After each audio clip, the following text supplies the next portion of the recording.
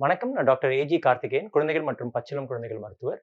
இந்த வீடியோல ஒரு முக்கியமான டாபிக் பத்தி பேசப் போறேன். இது குழந்தைகளுக்கு மட்டும் இல்ல, பெரியவங்களுக்கும் இந்த டாபிக் ரொம்பவே ரெலவென்ட் ஆனது. இது பேரு ஆன்டி மைக்ரோபியல் ரெசிஸ்டன்ஸ், ஏஎம்ஆர்ன்னு சொல்றது. அதாவது நீங்க யூஸ் பண்ற பயோட்டிக் திறன் இல்லாம போறதுக்கு ஒரு முக்கியமான காரணம் என்ன? அத பத்தி நம்ம பார்க்க போறோம். பொதுவா பார்த்தீங்கன்னா, ஒவ்வொரு இன்ஃபெக்ஷனுக்கும் நம்ம ஆன்டிபயோட்டிக் யூஸ் பண்ணுவோம். இந்த ஆன்டிபயோட்டிக் ஒவ்வொன்னும் ஒரு முறையில வேலை செய்யும். ஆனா, இந்த நோய் கிருமிகள்லாம் ரொம்ப இன்டெலிஜென்ட். அது என்ன பண்ணும், கொஞ்ச நாளிலேயே அந்த ஆன்டிபயோட்டிக் அகைன்ஸ்ட்டா அவங்க அந்த நோய் கிருமிகள் ஏதாவது கெமிக்கல்ஸோ, இல்லாட்டி அவங்களுடைய ஷேப்ல ஏதாவது ஒரு சேஞ்சஸ் பண்ணி, அந்த ஆன்டிபயோட்டிக் வேலை செய்யாம பார்த்துக்குவாங்க. இதுதான் ஆன்டி மைக்ரோபியல் ரெசிஸ்டன்ஸ்ன்னு சொல்றது. இத நான் ஆன்டிபயோட்டிக் மட்டும் இப்ப நான் இதுல டிஸ்கஸ் பண்றேன். ஏன்னா, அதுதான் நம்ம காமனா யூஸ் பண்றது. இந்த ஆன்டிபயோட்டிக் என்பது பாக்டீரியல் இன்ஃபெக்ஷன்ஸ்க்கு அகைன்ஸ்ட்டா நம்ம குடுக்குற மருந்துகள் தான் ஆன்டிபயோட்டிக்கா. இதே மாரி ஃபங்கஸ் இன்ஃபெக்ஷன் இருக்கலாம், இல்லாட்டி வைரஸ் இன்ஃபெக்ஷன்லாம் இருக்கலாம். இதுக்கும் நெறைய ரெசிஸ்டன்ஸ் டெவலப் ஆயிட்டு இருக்குது. பட் முக்கியமா நம்ம ஆபத்தான ஒரு ஃபேஸ்ல இருக்கிறது இந்த ஆன்டிபயோட்டிக் ரெசிஸ்டன்ஸ் தான். இது எதனால ஏற்படுது? இப்ப பொதுவா பார்த்தீங்கன்னா, ஒரு ஆன்டிபயோட்டிக் நம்ம சாப்பிட்டோம்னா, அது நம்ம உடம்புல இருக்க பாக்டீரியாவ கில் பண்ணிரும்.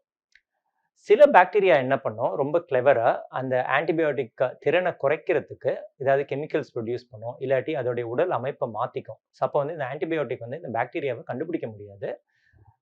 இல்லாட்டி அத கொல்ல முடியாது. இப்படி தான் ஆன்டி பயோட்டிக் ரெசிஸ்டன்ஸ் டெவலப் ஆகுறது. இந்த ஆன்டி மைக்ரோபியல் ரெசிஸ்டன்ஸ்னால என்ன பிரச்சனைகள் வரும்? இப்ப பார்த்தீங்கன்னா, நெறைய பிரச்சனைகள் இந்த ஆன்டி மைக்ரோபியல் ரெசிஸ்டன்ஸ்னால வருது.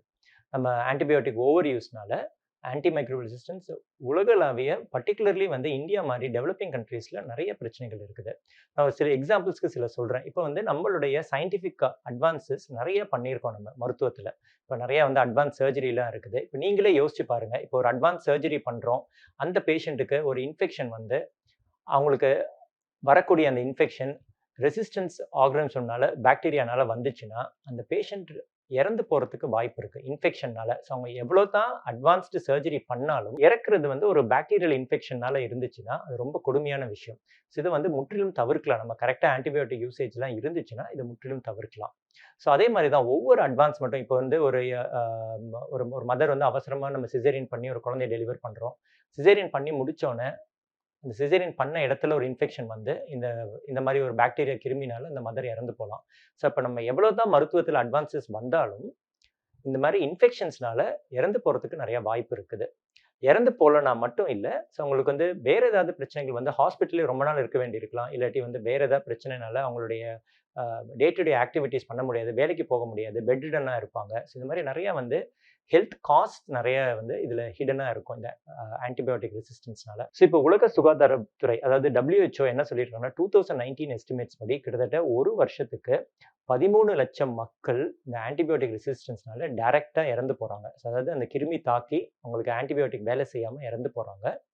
கிட்டத்தட்ட 50,00,000 மக்கள் இந்த ஆன்டிபயோட்டிக் ரெசிஸ்டன்ஸ்னால இறந்து போகலாம்னு ஒரு கருத்து இருக்குது. அதாவது கான்ட்ரிபியூட்டரி ஃபேக்டர்ஸ் மாரி. டைரக்ட்டா இதனால இறக்கல. பட் இதுவும் ஒரு ரீசன். இந்த ஆன்டிபயோட்டிக் ரெசிஸ்டன்ஸும் ஒரு ரீசன். அவங்க இறந்து போறதுக்கு. அதாவது கான்ட்ரிபியூட்டரி ஃபேக்டர்ஸ்ன்னு சொல்றது. 50,00,000 மக்கள் ஒரு வருஷத்துக்கு இதனால இறக்குறதுக்கு வாய்ப்பு இருக்குது. அப்படின்னு உலக சுகாதார நிறுவனம் சொல்லியிருக்காங்க.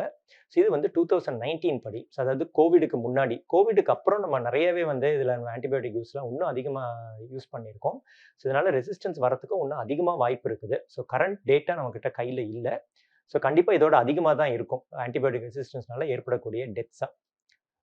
அடுத்த முக்கியமான விஷயம், ஒவ்வொரு ஆன்டிபயோட்டிக்கும் நம்ம அத ரிசர்ச் பண்ணி கண்டுபிடிக்கிறது கிட்டத்தட்ட 10லேருந்து 15 வருஷம் ஆகும். இப்போ ஒரு ஆன்டிபயோட்டிக் கண்டுபிடிச்சாங்கன்னா, ஒரு கம்பெனி அத ரிசர்ச் பண்ணி, அது கெமிக்கலா ப்ரொடியூஸ் பண்ணி, மார்க்கெட்டுக்கு வரதுக்கு கிட்டத்தட்ட 10லேருந்து 15 வருஷம் ஆகும். அப்பதான் அந்த ஃபுல்லா அத ரிசர்ச் பண்ணி, ட்ரையல்ஸ் பண்ணி, அது எவ்வளோ தூரம் சேஃப் நமக்கு அப்படின்னு தெரிஞ்சு வெளியில வரும்.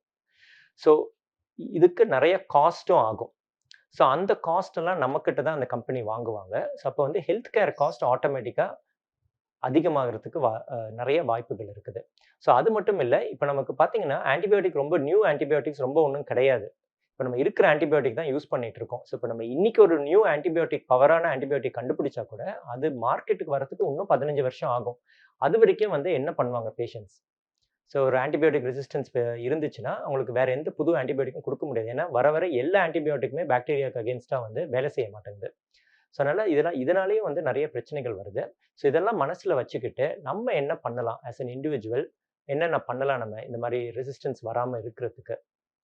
ஸோ ஃபர்ஸ்ட் திங் கண்டிப்பா வந்து நீங்க டாக்டர் கிட்ட கேட்காம ஆன்டிபயோட்டிக் யூஸ் பண்ணாதீங்க. ஸோ நெறைய பேர் நான் பார்த்துருக்கேன். பழைய அந்த பிரிஸ்கிரிப்ஷன் ஒரு ஒரு 1 மந்த்துக்கு முன்னாடி ஒரு இன்ஃபெக்ஷன் வந்திருக்கும். ஸோ அதே பிரிஸ்கிரிப்ஷன காமிச்சு மருந்து கடையில ஆன்டிபயோட்டிக்ஸ் வாங்கி குடுப்பாங்க. ஸோ அது கண்டிப்பா அது பண்ணாதீங்க. ஏன்னா வந்து அந்த இன்ஃபெக்ஷனுக்கு உரிய ஆன்டிபயோட்டிக் அது இருக்காது. ஒவ்வொரு ஆன்டிபயோட்டிக்கும் ஒவ்வொரு கிருமிக்கு அகைன்ஸ்ட்டா இருக்கும். ஸோ கண்டிப்பா நீங்க டாக்டர் கிட்ட ஆலோசனை பெற்று, அந்த ஆன்டிபயோட்டிக் வந்து அந்த கிருமிக்கு அகைன்ஸ்ட்டா வேலை செய்யுதான்னு தெரிஞ்சுக்கிட்டு தான் நீங்க யூஸ் பண்ணணும். நீங்களா போய் வாங்கி யூஸ் பண்ணாதீங்க. கரெக்ட்டான டோஸ் குடுக்கணும். அதுவும் ரொம்ப முக்கியமானது. இப்ப நீங்க ஒரு ஆன்டிபயோட்டிக் டோஸ் குடுத்தீங்கன்னா, நீங்க ரொம்ப அதிகமான டோஸ் குடுத்தீங்கன்னா, அதுவும் நல்லதில்ல. ஸோ ஒரு ஆன்டிபயோட்டிக் வந்து தெரியாது. எது வந்து நல்ல பாக்டீரியா, எது கெட்ட பாக்டீரியான்னு. நம்ம உடம்புல வந்து 2மே இருக்கும். ஸோ அந்த ஆன்டிபயோட்டிக் வந்து நீங்க அதிகமான டோஸ் குடுக்கும்போது, நல்ல பாக்டீரியாவையும் சேர்ந்து கொன்னுரும். ஸோ அப்ப என்ன ஆகும், நம்ம உடம்புல வந்து நல்ல பாக்டீரியா நெறைய இருந்தா தான், அது கெட்ட பாக்டீரியா வராம பார்த்துக்கும். அது ஒரு முக்கியமான விஷயம். அதே மாரி நம்மளுடைய அ குடல் குடல் பகுதியிலலாம் நெறைய பாக்டீரியா இருக்கும். நல்ல பாக்டீரியா. அதுல வந்து நம்மளுடைய ஃபுட்டோட டைஜஷன், அந்த செரிமானத்துக்குலாம் வந்து ரொம்ப வந்து இம்பார்ட்டன்ட். ஸோ அந்த நல்ல பாக்டீரியாலாம் செத்து போச்சுன்னா, நமக்கு வந்து நல்ல சத்தான சாப்பாடு எவ்வளோதான் சாப்பிட்டாலும், அந்த சத்து உள்ள போகாது. ரத்தத்துக்கு போகாது.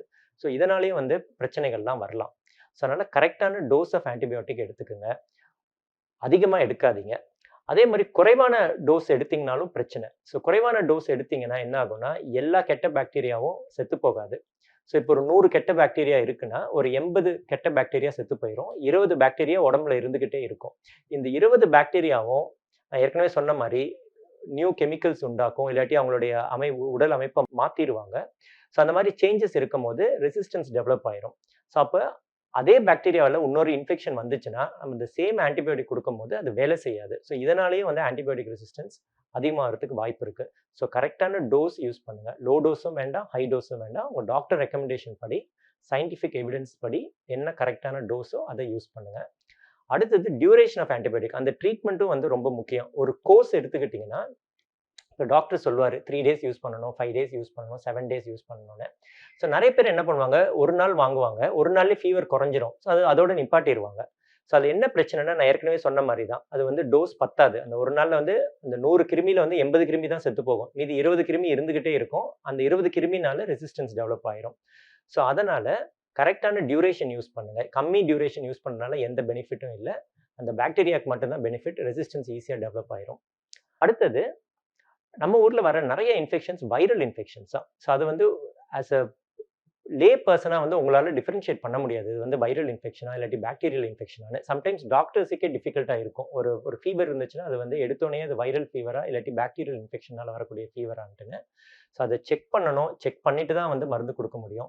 வைரல் ஃபீவருக்கு ஆன்டிபயோட்டிக் வேலை செய்யவே செய்யாது. அது வந்து கம்ப்ளீட் வேஸ்ட். ஸோ அப்ப என்ன ஆகும், நீங்க அந்த மாரி வந்து வைரல் இன்ஃபெக்ஷன்ஸ்ல ஆன்டிபயோட்டிக் குடுக்கும்போது, அது வந்து உங்க உடம்புல இருக்க நல்ல பாக்டீரியாவ கில் பண்ணிரும். அப்ப நான் ஏற்கனவே சொன்ன மாரி, அந்த கெட்ட பாக்டீரியா வளர்றதுக்கு நீங்களே ஒரு வாய்ப்பு குடுக்குறீங்க உங்க உடம்புல. ஸோ அதனால வந்து கண்டிப்பா அந்த மாரி வைரல் இன்ஃபெக்ஷன்ஸ்க்கு ஆன்டிபயோட்டிக்ஸ் யூஸ் பண்ணாதீங்க. அது பிரச்சனையில தான் போய் முடியும். ஸோ இத தவிர நீங்க உங்க ஆன்டிபயோட்டிக் ரெசிஸ்டன்ஸ் ஆஸ் அன் இண்டிவிஜுவலா நீங்க சர்டன் சிம்பிள் ஸ்டெப்ஸ் எடுத்துக்கலாம். ஃபார் எக்ஸாம்பிள் ஒரு இன்ஃபெக்ஷன் வராம இருக்கிறதுக்கு வெளியில போம்போது மாஸ்க் போட்டுக்கலாம். ஹேண்ட் வாஷிங் ரெகுலரா பண்ணலாம். இல்லாட்டி வேக்சின்ஸ் போட்டுக்கலாம். உங்களுக்கு இன்ஃபெக்ஷனே வராது. ஸோ சின்ன வயசுலயே நீங்க வேக்சின்ஸ் போட்டுட்டீங்கன்னா, உங்களுக்கு இன்ஃபெக்ஷன் வராது. இன்ஃபெக்ஷன் வரலன்னா நம்ம ஆன்டிபயோட்டிக்ஸ் குடுக்க போறதில்ல. இந்த ரெசிஸ்டன்ஸும் டெவலப் ஆகாது. அதே மாரி வந்து பார்மசில போயிட்டு நீங்களா போய் கேட்டு மருந்துகள் வாங்காதீங்க. நான் பார்மசிஸ்ட்டுக்கும் ரிக்வெஸ்ட் பண்றேன். ஸோ இந்த மாரி வந்து ஓவர் தி கவுண்டரா பேஷண்ட்ஸ் வந்து கேட்டாங்கன்னா, டாக்டருடைய பிரிஸ்கிரிப்ஷன் இல்லாம ஆன்டிபயோட்டிக்ஸ் குடுக்காதீங்க. ஸோ டாக்டரோட பிரிஸ்கிரிப்ஷன இன்சிஸ்ட் பண்ணுங்க.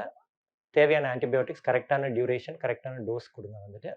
அத பேஷண்ட்ஸ்க்கு அத இன்சிஸ்ட் பண்ணுங்க. அவங்க கம்மியா வாங்குனா கூட நீங்க இன்சிஸ்ட் பண்ணுங்க. அந்த 3 டேஸ்னா 3 டேஸ் கண்டிப்பா கம்ப்ளீட் பண்ணுங்கன்னு சொல்லி, நீங்க 3 டேஸ் வொர்த் ஆஃப் மெடிசின்ஸ் குடுங்க. அப்பதான் வந்து அந்த கோர்ஸ் பேஷண்ட்ஸ் கம்ப்ளீட் பண்ணுவாங்க. இல்லாட்டி ஒரு நாளோட நிப்பாட்டிட்டு ரெசிஸ்டன்ஸ் வரதுக்கு நெறைய வாய்ப்பு இருக்குது.